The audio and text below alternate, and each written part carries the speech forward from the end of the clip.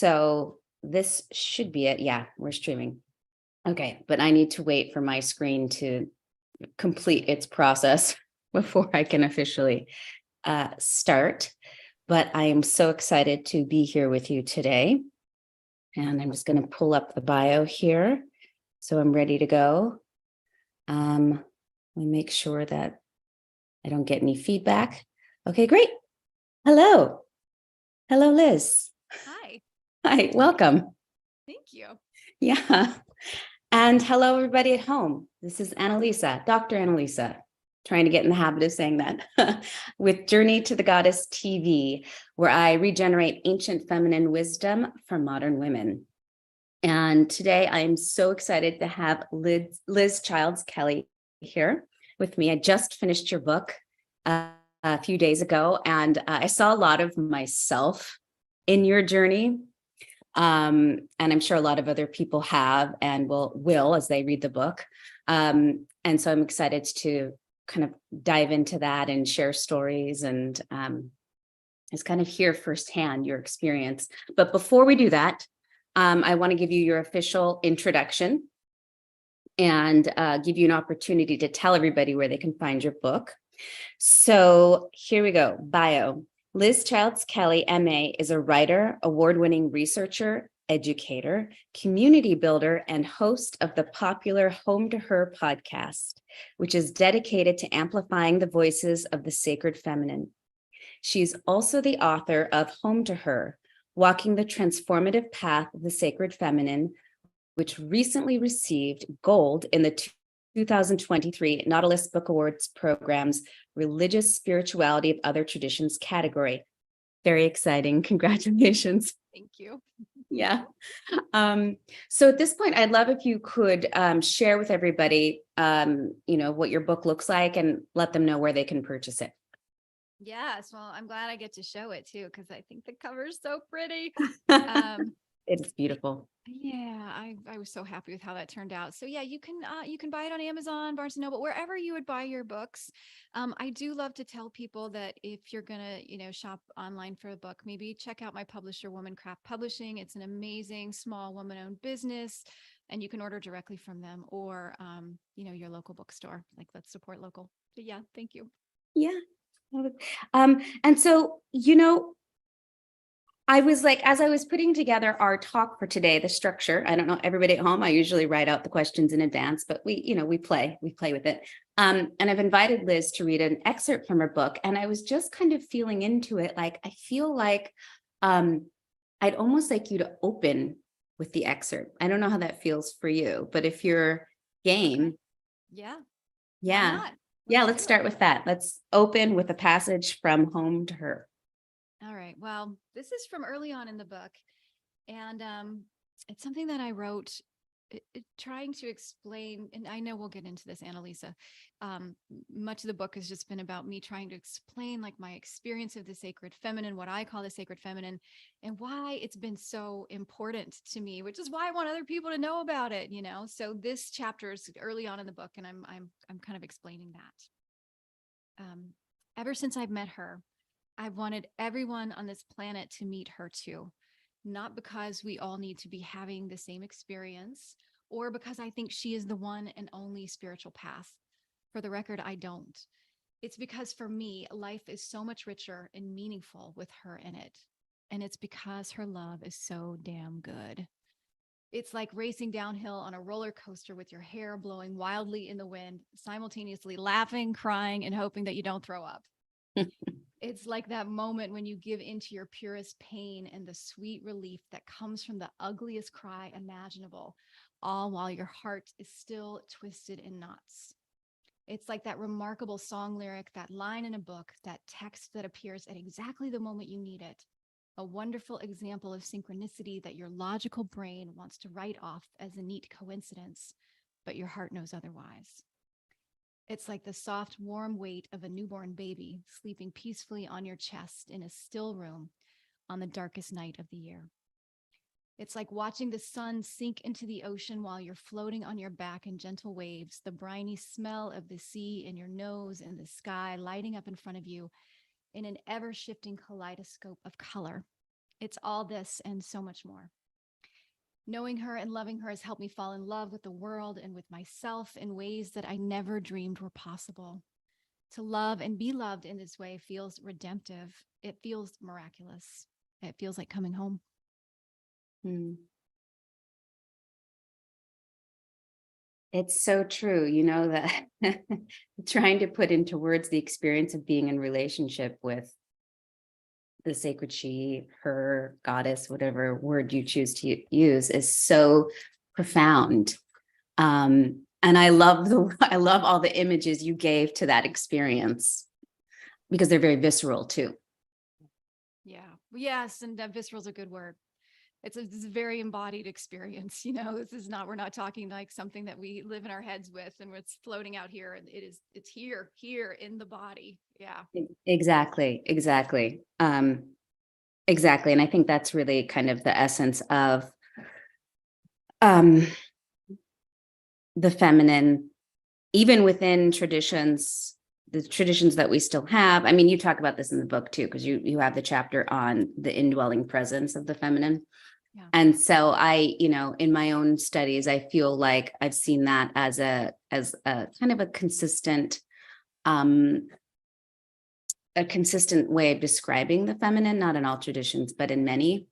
Yeah. So I feel like it's there, even if like in Judeo-Christianity, it's not talked about, it's still there. It's still present. It's a kind of a assumed narrative that's still there. Mm-hmm. Mm-hmm. So did you want to say something to that? I was thinking about that. Yeah, no, I think you're right. I was thinking about the nebulous nature and for anybody who's a scholar of Christianity, forgive me, I just grew up in a Southern Baptist church, so that's what I know. But I was thinking of the nebulousness of the Holy Spirit, that kind of idea, which I think maybe is where the indwelling presence went. Its presence went. It's not, in my experience of it, that was either it was gendered as masculine or nothing. But yeah, I think you're right. So I was just contemplating that undercurrent, you know, like, is it there? And yeah, I think you're right. Right. Yeah. I think we feel it even if we can't always name it, you know. Um, and well, that let's return to that point because I want to give people a little bit more context before we dive into some of the particulars. And so I would really like to know like why this book and why now? What was the compelling force behind writing this book for you? No, it's so funny because I'm like, why now? Oh my gosh, this is how long it took to get out. It took me years. I think there was, well, okay, so there was a dance. First of all, there was an energetic push that was happening, and which is another aspect of the sacred feminine to me that is like it's an embodied thing, but there's also a hand that you're holding or something that's sort of like or a hand on my back, I think is how I described her. You know, at times there was definitely um I felt like a force that was pushing me to write the book. So there was that aspect of it. But the other piece, I think, for me, when I got on this path, and now that I am on this path, it's all around me and I can see it, but you can't see what you don't know. And I felt like I am a well-educated, I have a graduate degree in communications. I am well-educated. I am um, doing well financially. I've got this job. And I am a curious person by nature and somewhat of a spiritual seeker. And yet I was in my late 30s before any of this information found me, and it found me. I didn't find it. I didn't know to look for it. And so, in a way, I guess I wrote the book that I wished that had been out there when I was looking. Because even when I started, I was finding things that were really academic, which I love. I'm kind of into that. But at that point, it wasn't meeting me where I needed. That all came later. Or there were books that felt so nebulous, and I use that word again tonight, esoteric, you know, like just kind of Yeah. out there in the ethers that just felt like couldn't meet me in a space of what felt like the reality where I was in. And so with this book, I think I was really trying to bridge that and say, look, here is some factual information to help you along. You do not have to sit down with an academic book, but let me give you some of this. But let me also weave that in with these other ways of knowing in a way that's approachable, so that anyone who wants to meet her and is looking for information can find her.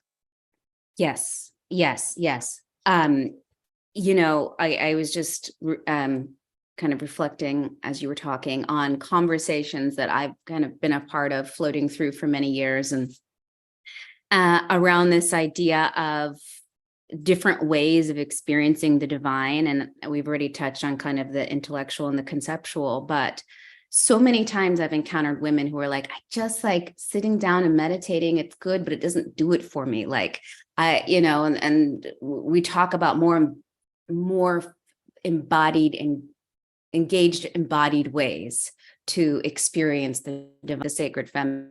And that's something that's really resonated for me. And it's also one of the things that's compelled me to, move toward like Shakti Tantra. I've been taking a lot of courses with scholar practitioners in that area. And I really feel more empowered engaging with the embodied aspect of the divine feminine or sacred feminine. I want to use your words. Whatever works. And we'll get into that in a minute. To that in a minute. And so I really appreciate that. And your books not only speaks to that, but it shows that throughout. Mm-hmm. And so I think that that's a point of empowerment and transformation for everybody.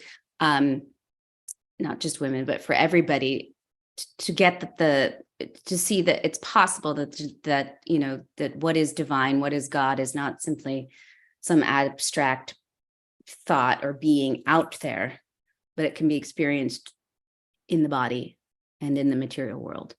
Yes. And I think that this is one of the reasons why yoga is so popular with women in America and in what we call the West, even if they don't know that that's what they're trying to get in touch with. And I think there's been a lot of accurate complaints about the whitewashing of yoga or it being stripped of its philosophy. And I all of that I agree with, and I think it's true. And I think there's the practice of yoga and the asanas and it's an opening. It's like a door opening to understand that there is a connection to the sacred through the body. And I think, unfortunately, a lot of the accompanying, spiritual practice that goes along with the physical movement has gotten lost in our culture, but the door's still opened through the practice of it itself. And I think a lot of us are seeking that and don't know, again, because if you grew up in a culture, tradition, or religious tradition where it's completely stripped of the idea of embodiment, like it's not explicit, you can't even imagine. I mean, there were not my church, but there were plenty of churches around me where I grew up where dancing is considered evil. It's not okay. It's you don't do that. Like you're inviting the devil in. And so the idea of embodiment as a way to connect with the divine, it shouldn't be, but it's really radical for some people. Yeah. Yes. Wow. That's an intense realization. And that, that's another point that I have here on the question list, is that, for someone like me, I grew up non-denominational Christian. So it was like Christianity light, I would call it. And it never really made sense to me. So like, I really enjoyed the singing, which made sense later on when I started to explore Hinduism and bhakti yoga. And I love kirtan and stuff. I was like, that's like a comparable devotional experience. And so that was kind of my religious experience growing up, although I did get some of I would call indoctrination. But when I meet people who come from really devout Christian backgrounds, others whom I've interviewed on the channel as well, it's always shocking to me for some reason, like when I hear or read about your experiences and that journey that you have to, take, that big bridge that you come across to discover the divine feminine. And so, I can see also why your book is so important for women that are coming from backgrounds like your own, and perhaps men too, but mostly women come to this channel. So, I just wonder, like, what would you want to say to other women maybe that have a similar background that are like curious or starting to question and are looking for something outside of what they grew up Yeah. believing? I mean, that's a really good question. And I think I'm thinking for myself, and I write about this early on in the book that, um, I had found my way to yoga at this point. I had found my way to Buddhism. I had found my way to everything, but the divine feminine, any aspect of that. And it was a very embodied, intuitive, non-linear, non-rational experience that kicked that door wide open for me. It was nothing that I had read. And I can even look back to graduate school. I took a gender communications course. I watched the burning times in graduate school, which talked about witch burnings and all of this. And, so the door had been kicked open up here, but everything else was just too strong, I think, to actually for it to open up. And so, so I'm sitting with that as I'm thinking about how to answer your question. I think there's a real thing in a lot of Christian churches, more conservative Christian churches, and mine was, it wasn't super rigid. It felt like a welcoming place, but there was very clear rules about what was right and wrong and heaven and hell and how that all works. And I can kind of laugh about it now, but the word pagan, I mean, the implication is not this is an unfavorable religion, it's that it's dangerous. There are things that you are flirting with that are dangerous, and you are going to lose the love of God. And that is dangerous. Your soul is in danger. And this doesn't mean anything to me anymore, thank goodness, but it did then. And so I just want to acknowledge that for some women who are curious, that I understand if it feels scary to take a step forward. And so I think maybe that's one of the reasons why, and I just said that what kicked open the door for me was, an intuitive experience. So watch me speak out of both sides of my mouth here. But this is one of the reasons why I wanted to give people some historical, some factual information that might make you feel more comfortable in approaching this. This is a real thing. It's real. It's not made up. It's not, invented by dark forces that are trying to take you over. This is part of your lineage. It doesn't matter who you are. This is part of your ancestral heritage and your ancestral lineage. And so maybe bringing an energy of lightness and curiosity, just curious, why would this be so bad? Let me just think about that for a bit. Let me just sit with that and think about that, and just giving yourself a little spaciousness around the idea can be helpful. And then the other thing, because I mentioned that I had such a embodied sort of intuitive experience that opened this door for me, is to think about whether or not those moments are playing out in your life right now in some way in which you might have dismissed or downplayed or thought maybe this isn't so important because we don't value these things culturally. Because my guess is, if you're even listening to this, she's, you're on the path or she's on yours, one or the other. Y'all are searching for each other. So, Yeah. and she figures out a way to, knock on that door for sure. And I think actually you said something really key there. You all are searching for each other. And I think, because that was my experience with the divine feminine too. I didn't go in search of her. She came to me. Yes, same. And then after years of being on the path, I can see now where she came to me much earlier than I had ever realized. Right. So sometimes it's a series of like, hello, like, I'm just going to drop this seed. And then eventually when the time is right, she ripens and you become aware of her, and then it becomes a mutual seeking. Yes. And I don't even think I realized that until later. What I write about in the beginning of my book, how I kind of got on this path, felt like the before and after moment for me. It really was. But when I do look back, it's exactly what you were saying. Like, I was being exposed to this in drips, and there were things that were catching my attention, but I wasn't ready or whatever. And then it just got so loud that there was no ignoring. Exactly. And then you just have to like say, okay, I'm ready. What's going on? Or even if I'm not ready, I'm here. Like, I'm in. I'm in. Yes. Yeah. Okay. So before we get too much more into kind of the nitty gritty here, I want to at least lay the groundwork for people. And I'd love for you to answer, who is she? She with the capital S. Yes, and that's one of the another reason why I wrote the book, because I'm like, I don't know how to answer this. This is a gigantic answer that just gets bigger and bigger. And so recognizing that trying to define the divine is like, I think I used the metaphor of trying to pour the ocean into a box. Good luck with that, But this is usually what I like to say as the overview. I do always start with the fact that she is a historical fact. And it's not because I think that is the most important thing for you to know. It's just that I recognize the reality of the world that we live in. Our form of knowing is data and history, logic, like these are the forms of knowing that we hold up as truth and to be real. And so I want to demonstrate that that's cool. She can play in that space. There's a whole lot of that there. So that's always the first thing I say. She's a historical fact.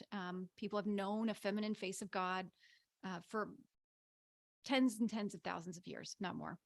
And then I also see that she's a living tradition. And I feel like that's important because I think I'll speak for myself as a white woman of European descent. If you look at the history of the divine feminine in Europe, you can see very clearly effort to squash her.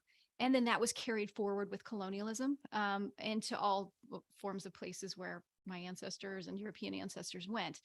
But for many indigenous traditions and other places like India, Hinduism, she's live, she's thriving. She may not look like what I maybe think my ancestors would have known, but she's alive. And so I think that's important to make sure that we are not unintentionally carrying forward a story that is colonialist or white supremacist or something like that. She is very much alive and well. And that gives me hope. And that also points me to teachers like, she's still around. Like, what can I learn from these traditions? And then I guess the third piece is that for those of us who are raised like me, where really was this aspect of God is only a male father given, and he's a sky God. So he lives up here and he's not down here. Part of this, he's not living within me. I think the sacred feminine brings forth some really powerful spiritual ideas that can feel extremely revelatory, really transformative at the personal level, but also at the community level, at the world level. So yeah, that's my kind of sort of short answer. It's not that short. No, but I think I think that's beautifully put because that's all true. There is the historical reality, there is the living tradition, and then there, is whatever kind of like, you know, we need in order to feel empowered or need in order to experience a more holistic, you know, i- divine experience. What are Yeah. we recreating or tapping into now? Um, I think I'd add one more thing there too. It's also, and I do say this in the book too, we talked about the indwelling, but it is the sense of sacred within ourselves.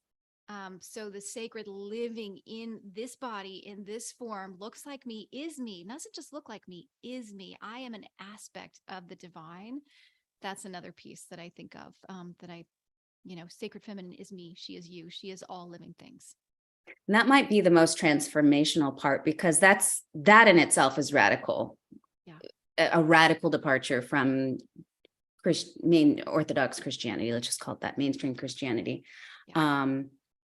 To claim that divinity is within, that you are it, right? Yeah. And so I think that's worth meditating on. That's worth its own book. Right there. Yes, absolutely. So I also want to talk about this really profound story that you share in the beginning.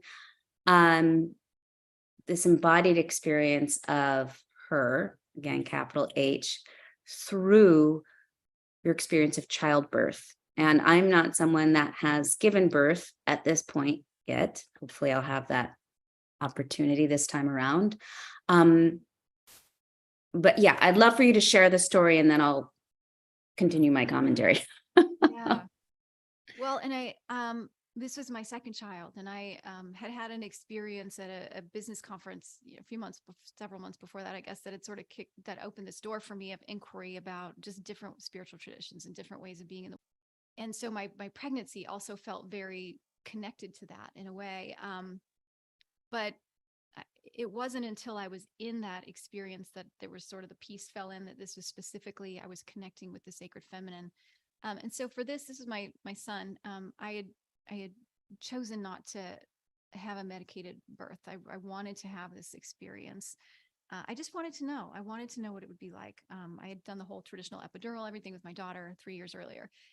And so in that moment, it was, I mean, it's like, yeah, I got this, to the point of like, I don't have this. This is the worst experience I've ever had in my life. This is pain like I cannot imagine. It felt like there was like a demon hitting me in the back with a sledgehammer over and over and over again, like every 30 seconds. And there is nothing that can be done to stop it, and I'm asking for the epidural. And at this point, I'm like, it's fine. And my partner told me later, the woman, the nurse was like, okay, let me see if we can get the anesthesiologist. And then she looked over my head at my partner and looks at him and was like, nope, that ship has sailed. Like, that's not going to happen. But like in that moment, there's a lot of resistance to pain, right? Like we just clinched, but there is you kind of hit this deer in the headlights moments where I can do nothing except surrender to the terribleness and the intensity of this experience. And that's when everything starts going. It just is like whoosh, all the energy. And I became very aware of this.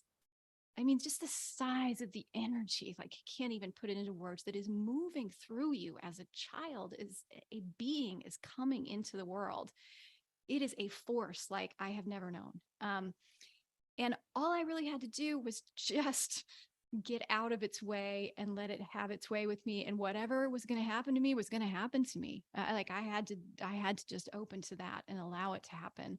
And I felt, after, I can't remember if it was right during or after he was born, but I had this just tremendous feeling. Well, first of all, that women are, I mean, freaking heroes. Anybody who tells me that a woman is not strong, I just want to laugh in their face. Like it's absurd. But also this massive connection to all these women, just not my lineage, but just all these women through time who had brought life into the world. Like that's how we all got here. None of us got here without a mother. Like it's just, it's so amazing. And I think that was the door opening. I keep using the door opening, that metaphor. The door got kicked open even further to be like, I've been studying a lot of these spiritual traditions. And how come nobody's talking about this wild, sacred, profound moment of childbirth? How could I have consumed all this information and this knowledge and sat in meditation and done all these courses and never heard about this?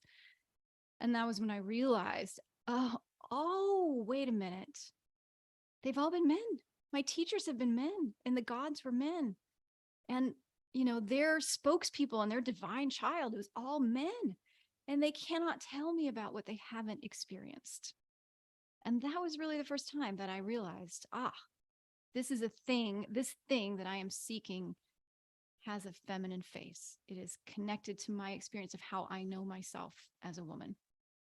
I mean, this is so profound. And I have my own parallel experience that I won't go into right now because it's something I'm writing about for my book. Okay. Like grabbing, which thought do I want to start with? I'm stuck in the profundity of the moment because I just got so many chills when you were speaking to that, and so meaningful when you're like describing the lineage of the women that came before you, and like you're now a part of this sacred divine feminine manifestation on planet Earth. Oh, Liz is frozen. What happened to Liz? Okay, everybody. While I wait for Liz to return, and we're not even in Mercury retrograde, this is hilarious. I'm just going to remind everybody to talk about. So I'll share the story of my own coming to her while we're waiting for Liz. Or how more precisely, oh, here she is. Hello, Liz. I almost started. I almost started telling my own stories. I was like, I'm going to tell my stories. You should. I want to hear it. I lost power and there, which I never do. It is not storming. Like it's windy. It's windy here, but it's not. I'm like the patriarchy. They're trying to That was stop my first thought, Annalisa. My first thought was, oh, wow, you were talking about the energy. And I'm like, oh, we just blew the electronics out, which can happen. And then the second thought was the patriarchy. I'm sorry. Who knows what happened?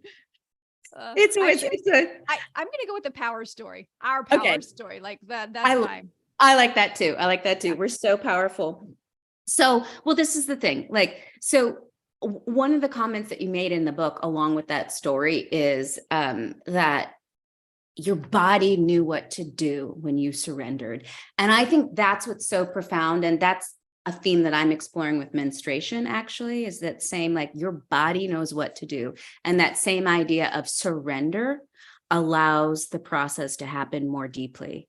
And I'm menstruating right now actively. So like I'm saying that's something that I actively practice now while I'm menstruating, and I'm like in so much pain. And then I'm like, I'm going to practice surrender. What happens when I do that? Yes. And so I think that the menstrual cycle is a mini experience that not really prepares you for what childbirth might actually be like. And it's a profound, I think, gift and responsibility. It's a privilege and a responsibility that women have by virtue of our biology. I mean, it's both. It's both of these things, Yes. Even when it feels terrible and like, oh, I'm cursed. It's like, well, that's a whole other, kind of path that we could go down, because I think we're also taught to think of it as a curse.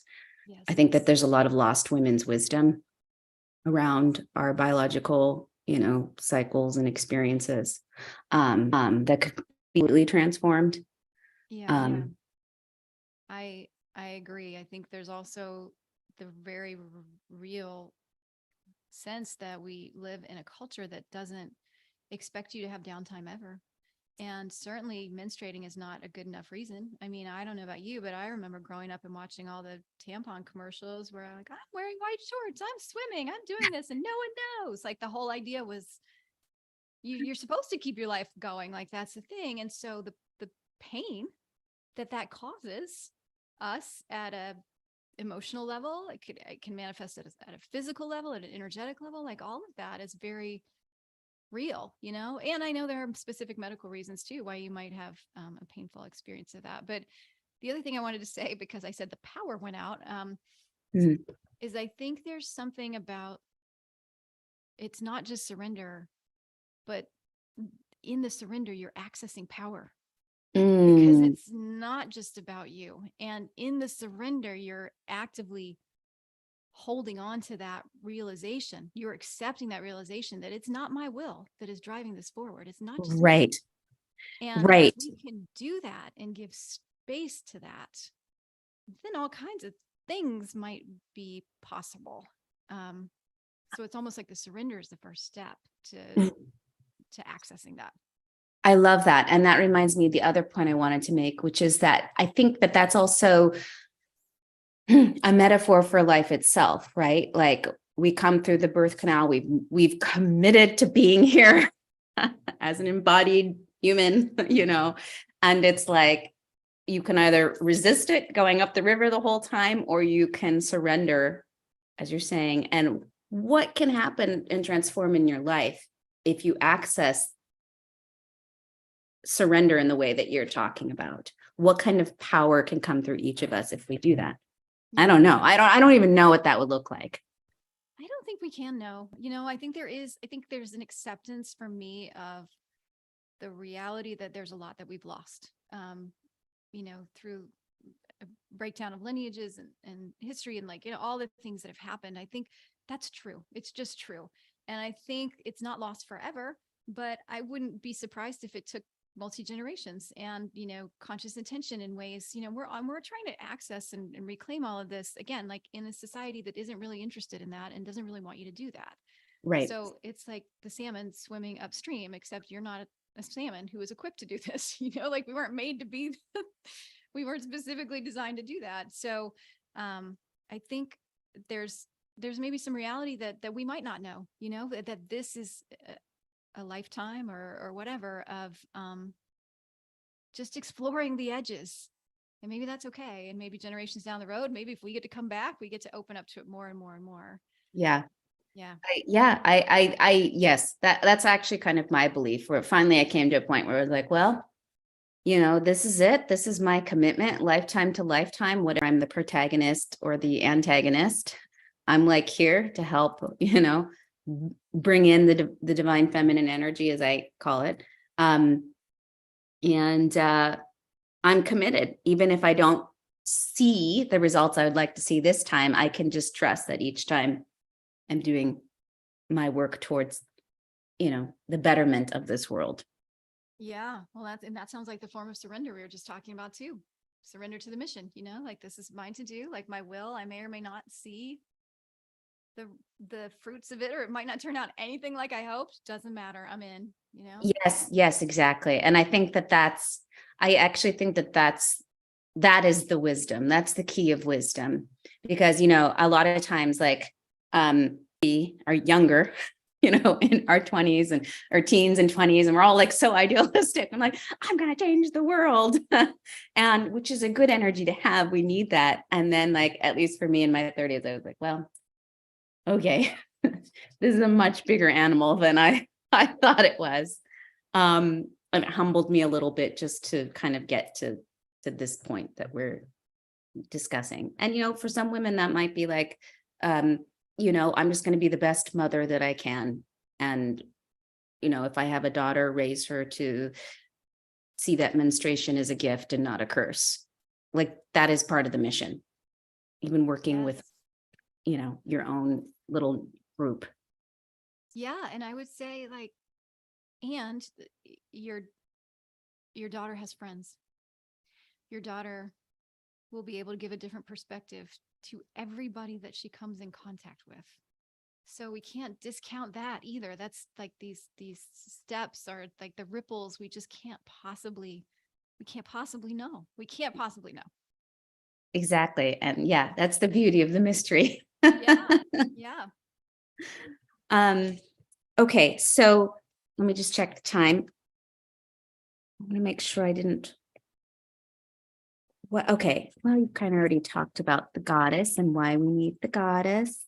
Oh, another point I wanted to discuss, which we've kind of touched on, is with regard to the grandmothers. Like, you devote a lot of time talking to or speaking to, like, ancestral wisdom of women, our grandmothers, and feminine women's lineages and wisdom systems, and of those who are still here with us, and also those ancestors who have already, crossed the veil. They're on the other side of the veil.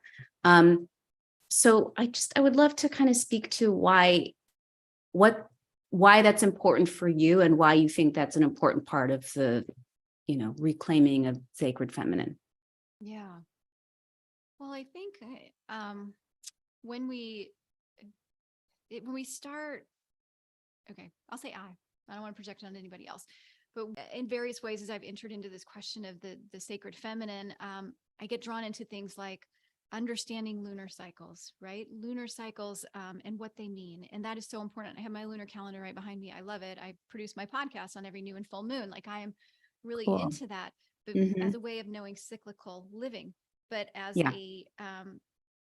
as a woman, I also have my body, right? So it's almost like just where I don't know, cycles, then to watch what is going on with your body through that cycle. And so there's almost like I don't want to use the word bypassing, but like, I'm going to look outside myself because this is can be a little messy and uncomfortable. And so let me just look outside myself to learn about cycles and that wisdom, when in reality, there's a whole lot that's happening here. And I would say, in terms of ancestral wisdom, there's a lot of the sacred feminine that we can access through, I think, that mother line that can get really messy and really complicated if you don't feel connected to that mother line. So it might be easier to say, I want to connect with this goddess over here, maybe from a different culture even, and that there's nothing wrong with that. This is like a yes and. This is like a more of, not a either or kind of situation. But we might be missing some really messy work that needs to happen in our own lineage understanding, and that is a critical piece of the sacred feminine. There's a reclamation Right. that I think really needs to happen there. And from a historical standpoint, which I always love to weave that back in, there's a lot of evidence that ancestral peoples around the world knew the sacred feminine. This is one reason I don't call her a goddess. They knew her as a grandmother figure. They Right. knew her as the carrier of that clan or whoever, going all the way back. And and they envisioned her in that way. So there is a historical precedence for doing that. And I think this has been some of the hardest work for me, because I know that all my ancestors going back were Baptist for a long time, and before that were Protestants. And there, some of them are, you know, original colonizers, like came to Jamestown in the early 1600s. And I know that they enslaved people because I have the documentation. I've seen it. I know that they took lands from Native peoples. I know that they died in battles with Indigenous people. I know all of this because I am one of the lucky ones that has the genealogy records to tell me this. And so going into that and figuring out, how do I reconcile that? How do I hold this thing that is the sacred feminine, hold this connection that I felt back that I was talking about in childbirth, and not really figure out a way to connect with my female ancestors, even the ones that, were they alive, probably would be horrified by what I was doing right now. Right. But And that's been some of the most rewarding parts of this journey, though, is to working with that. right, which you describe in the book. So she spent a lot of time talking about what that process is like, which was really beautiful. It was really beautiful to follow your journey through that. I also wanted to bring in the embodied experience again, because you use this word messy, like the reclamation process is messy, which is also a sacred feminine attribute. Like childbirth is messy, menstruation is messy. Like that is a part of her energetic patterning. Yes. You know, part of the think of I use the image a lot of the river. I'm not alone in this. Like the Shakti, sacred feminine life force power is that flow of the river, and it's very soft, but it's also very fierce. Yeah. Yeah. Right. And sometimes it can be messy, sometimes it can be healing. I mean, it can be all of these things. It's not just one thing. And I think that what I see happening in a lot of like spaces that are trying to talk about divine feminine, divine masculine, et cetera, is like actually minimizing. And I think you bring this up in the book too, to some degree, is the minimizing, trying to use words and kind of contain, like, oh no, no. It is not that little thing. We can't even contain it to human terms.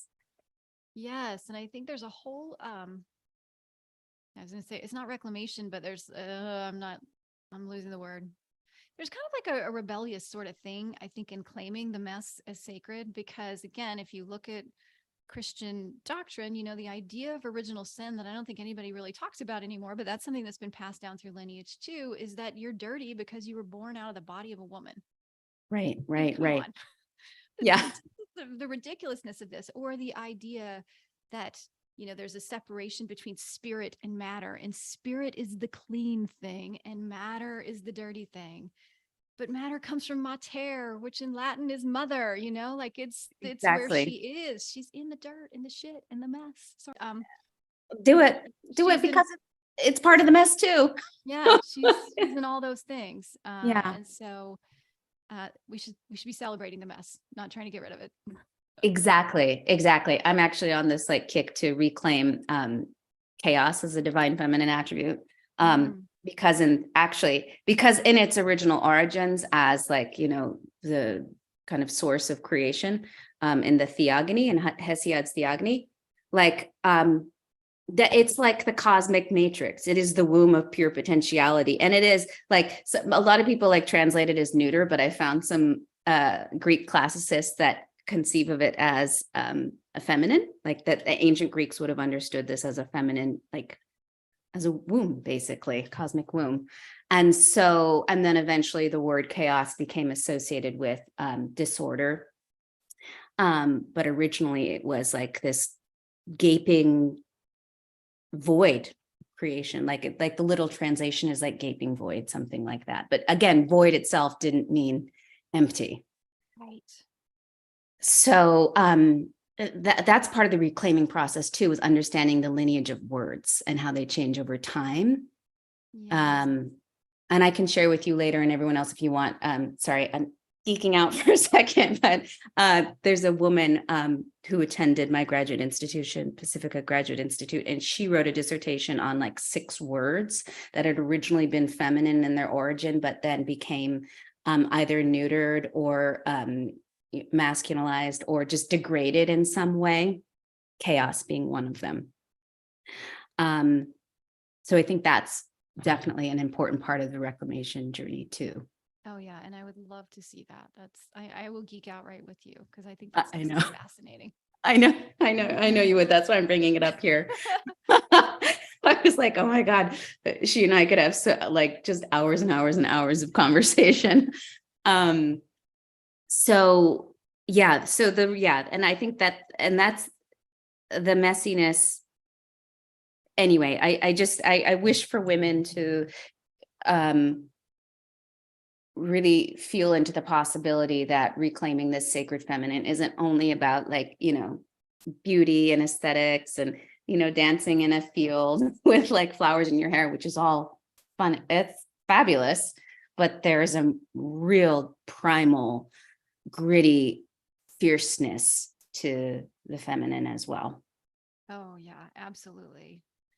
And because I geek out on the history, I'm like, and there's examples of that. Like you can find that. Like it's all there. It's there. Exactly. Yeah. Exactly. So just a few more things before we start to wrap up. I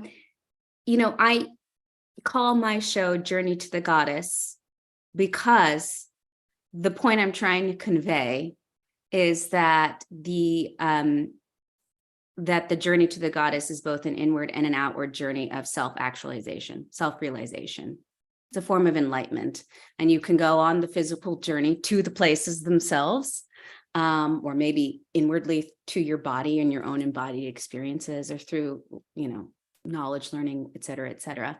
And so that's how I think of the journey to the goddess. But I'm just curious, like if that resonates for you, or I know goddess isn't the word that you're using, but like, does that evoke something for you? Or would you say, talk about the journey toward the sacred feminine in a different way? Does that make sense? Yeah. I mean, that does resonate. And also I would add that there's something about the word journey that's really important that implies that I don't know how you feel about travel. I love travel. I love the challenging parts of it. I love all of it. I feel like I grow when I am, asked to go on pilgrimage. Pilgrimage is such a powerful thing. And so when I think of the word journey, to me, it implies that there is supposed to be an evolution. There's not supposed to be the arrival. It's the evolution. It's the journey that's important. And I don't know if that will all okay, let me see if I'm going to make sense here. I don't know if that will always be true, like all generations down. Like right now, this moment that you and I have been born into, it must be a journey to her, because she's not fully present here. And there's something divinely perfect about the imperfection of that. And so that word journey feels really important. Like that is the whole point. If she is more present in the world, will that look different for people at some point? I don't know. Or maybe the journey will be something different. But to me, there's something about the path and the walking and the hidden aspect and the reveal and all of that journey signifies, that to me feels as important as the word goddess, sacred feminine itself, or the journey is her. Right.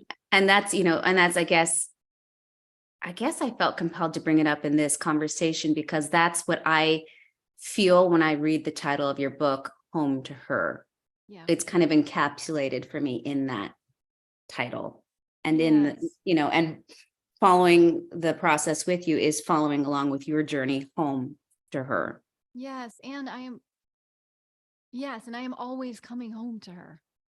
I am home with her now, and I am always coming home to her, to myself, to her. Like it's that yes and thing, multiplicities, I guess. Like she's there, she's always there. I didn't actually have to go and seek her. She was here. Or she came Mm. and found me, but then she's always been here at the same time. Yeah. Yeah. Yeah. Well, home is a big word too. And something I've been exploring in my journey, like what home is. And, people tend to think of like, the physical space home, but home is another person, it's yourself, it's this being. I mean, maybe it is the journey. So I don't know if you have any wisdom or thoughts you'd like to share on the even idea of home, what home means to you in the context of her. Oh, that's a big question. It is a big one. Yeah. Well, I'm thinking about this just because, I wrote about it just a little bit in this book, but I did do a big journey. Like there's the whole thing's been a journey, but there was also uh, a journey in the last few years where I left my home and moved across the country and spent 8 months traveling in an RV and living in an RV, um, in a different place every week. And then arrived in a state in Virginia where I've never lived before. And so like that concept of home, like what does that mean? And I think, and each of the chapters in my book, I sort of say, here's the sacred feminine is this, the sacred feminine is that. And I never, I never felt like in that I lost my sense of home, Mm. that it was with me. And so I think of it, one of my chapters is about she's the indwelling presence. She is with me. So she's within me. That's the home, is me and the relationship that I have with her. And the other, I have a chapter about the ground beneath our feet, and she is the sacred earth. And the earth has never left me either. And so that is home as well. So yeah, I think I don't know how to wrap that up in a tidy bow, but that's what No, I've got. I love it. I think it's a lifelong journey anyway, to try to really understand what home is for oneself Yeah. and the multiplicity. Because I don't think that it's one thing. No. And I think finding the home, no matter where you are, is a big part of the divine feminine, because it is that indwelling presence. It is that realization that the sacred is in all things, including me. So therefore, it can never leave me. So therefore, I am always going to be home in a certain Mhm. sense, as long as I'm in my body and I have 2 feet on the ground, then I'm always going to be home. I love that. I love it. I think that's a great place to start to wrap up. But before we do, is there any other um, wisdom that you'd like to share that we didn't touch on today that you think might be important?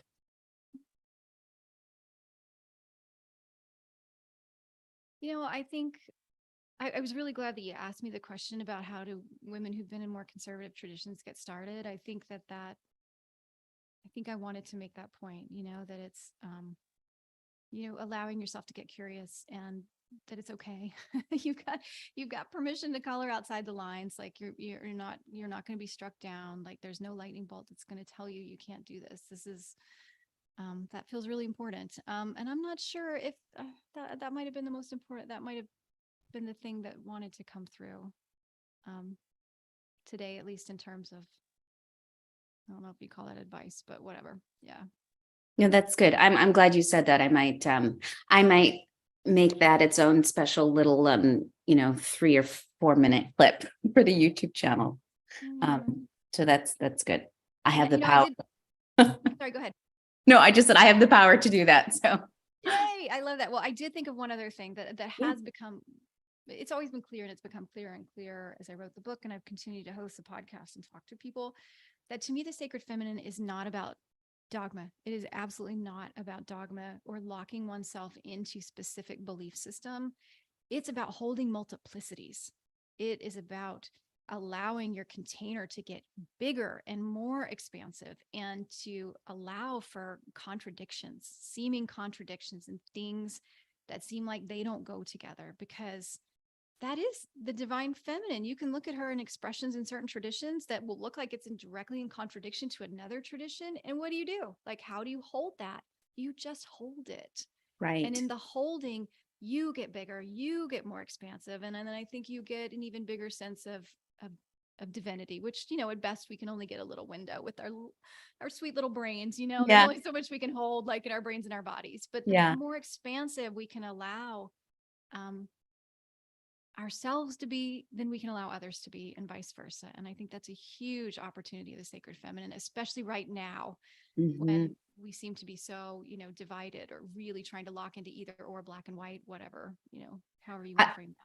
And I would say, as with the complementary of the divine masculine too, or the sacred masculine, if she is that way, so is he. Because you can also look at all these other traditions in which he also holds multiplicity and isn't stagnant in one thing. So I think it also gives permission in that regard, because so often, both in secular and religious culture, at least in Judeo-Christian culture, the sacred masculine, or masculine generally, is kind of set in a very narrow box. And it is, and I think by exploring the multiplicity of the feminine, we can maybe allow ourselves to do the same with the sacred masculine. I love that you named that. Yes, so true. So true. The sacred masculine to me is like, he's a little bit of a foreign land, because I've spent so much time with the sacred feminine, and yet I absolutely agree with you. I think that's beautiful. Yeah. Yeah. Maybe a conversation for another time. So I want to thank you again for being here. Please let everybody know where they can find out more about you and your work. Yeah, so all at Home to Her all the time. Hometoher.com is my website. You can find me on Instagram at Home to Her. You can find information about the book there, and also the podcast is called Home to Her. So yeah, all Home to Her. Okay, Facebook great. too. Home to Her. Okay, I'll leave the links in the YouTube text box, so they'll be there. It'll be easy for everyone at home to find you. And this was such a pleasure. It went by so quickly. I know. And I apologize I'm not going to apologize for our power surge. Like we are who we are. So there you go. That's right. And